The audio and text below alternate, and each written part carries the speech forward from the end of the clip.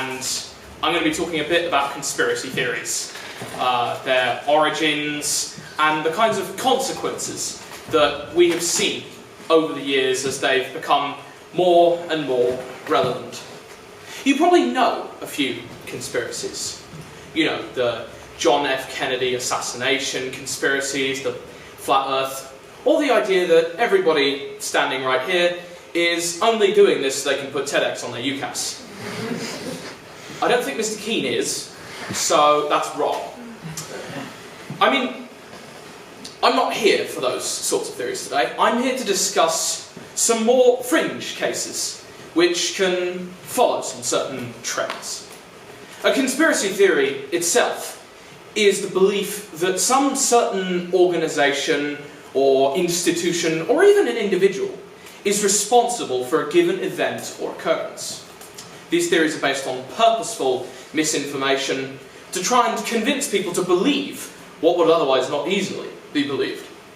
If you've ever heard of Occam's razor, the idea that you should generally go along with the simplest possible explanation for something, you may be aware that conspiracies operate on almost the exact opposite principle. That complexity is better when it means that you can implicate more people. So how did the idea of a conspiracy develop? Naturally, it has its roots in the superstition and hysteria of the Middle Ages and the Renaissance period. People had poor access to information. They had many factors which they wanted to blame their problems on, and a nigh omnipotent church which could easily present a scapegoat for the people to revile. This is where certain patterns start to emerge, notably an underlying current of anti-Semitism. It's easy to provide basis to your insane ideas, after all, if there's a conveniently placed stranger who is unpopular with the community and has to live in their own specially designated area. You'd think that conspiracy theories would start off small, but it was pretty ridiculous from the off, to be honest. Jewish people were blamed for anything from personally spreading the Black Death by poisoning the air to torturing innocent communion wafers until they could be heard yelping and trying to run away. How a piece of bread tries to run away, your guess is as good as mine. But that didn't really matter to your average medieval peasant. All across the era, they were associated with a myriad of problems due to their alleged unholy magic. And it ended in the persecution and death of thousands, if not tens of thousands, across Europe. To give you a sense of scale, from 1348 to 1351, when the Black Death was in its prime, there were 13 massacres of Jewish communities in Germany alone, with a death toll averaging in the hundreds. Anti-Semitism still makes up the basis of a lot of conspiracy theories and is translated into the modern day, with even events such as 9/11 or shark attacks in Egypt being blamed on them, because apparently evidence is not necessary so long as you can blame the outgroups. But there's another aspect to conspiracies besides scapegoating, a phenomenon known as mass psychogenic illness, or mass hysteria. Mass hysteria is an outbreak of uncharacteristic or irrational behaviour amongst a group of people. The best known example of mass hysteria, pictured here, is the dancing plague of 1518. In a small village in Alsace-Lorraine, hundreds of people danced non-stop for weeks.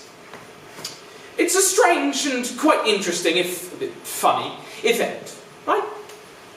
Not really.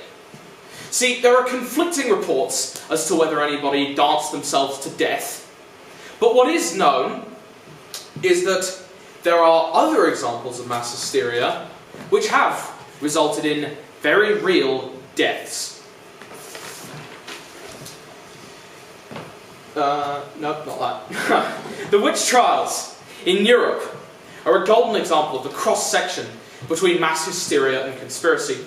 For many of the same alleged crimes as Jews, such as poisoning the air or practicing evil magic, anywhere from 35,000 to 50,000 women were put to death for effectively no reason. In more modern times of enlightened thinking, the same thing still happens. Let's flash forward to Hammersmith, London, in 1806. Reports have flooded the area of a ghost, supposedly of a suicide victim.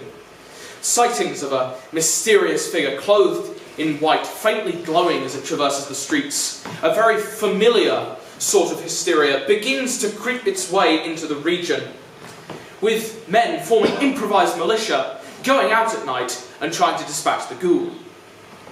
Eventually, the ghost is shot, and an innocent bricklayer falls to the ground, dead. Superstition and hysteria whipped the people into a frenzy yet again, and somebody died. Even now, the same hysterical behaviour recurs, but with even more of a focus on conspiratorial forces allegedly being at work. A radio broadcast by Orson Welles in 1938 of the book War of the Worlds managed to convince millions of Americans to actually believe that aliens were invading because it was presented as a series of news broadcasts. These forces hold such sway over people that they can even cause physical illness. And due to a lack of good explanation as to why they occur, people often associate them with conspiracies. In the modern day, though, conspiracy theories are pushed in a lot of places, most notably the internet. Extremist news sources, often pushing populist agendas, will resort to conspiracy, such as the infamous Infowars.com. Banned from most mainstream social media, the host Alex Jones pushes some ridiculous conspiracy theories, such as apparent attempts by the government to turn the frogs gay by putting chemicals in the water. Now that might seem rather, stupid and quite an innocent thing, but this is the same guy who thinks the Sandy Hook massacre in 2012, which killed 26 innocent people at an elementary school, was staged with crisis actors. In addition, he has pushed the theory more than one time that members of the Democrat Party, who are currently in power in the US, are operating a child sex ring. The linchpin for this theory is a pizza parlour in Washington, D.C., because the owner's name, James Alefantis, sounds like J'aime les enfants, or I like kids. I'm not making this up. It sounds stupid, but it has real political consequences. Ted Cruz, Senator for Texas in the United States, was believed to be the Zodiac killer by as many as 1 in 10 Floridians in 2016, despite the fact that he was born in 1970, after all of the killings took place. They're becoming political, and that's why I think it's important to know what they are and why they form. Hopefully, all I've said here has encouraged you to look into these two phenomena for yourselves, as incidents of either can permeate our culture and influence how we think. Some conspiracies hold so much sway that it's good to use the principle of Occam's razor. Fact check what you read and not buy into insane ideas just because they allow you to justify hatred. As information technology has improved, so misinformation has been able to spread like wildfire. I personally think it's about time we invested in some fireproofing. Thank you for listening.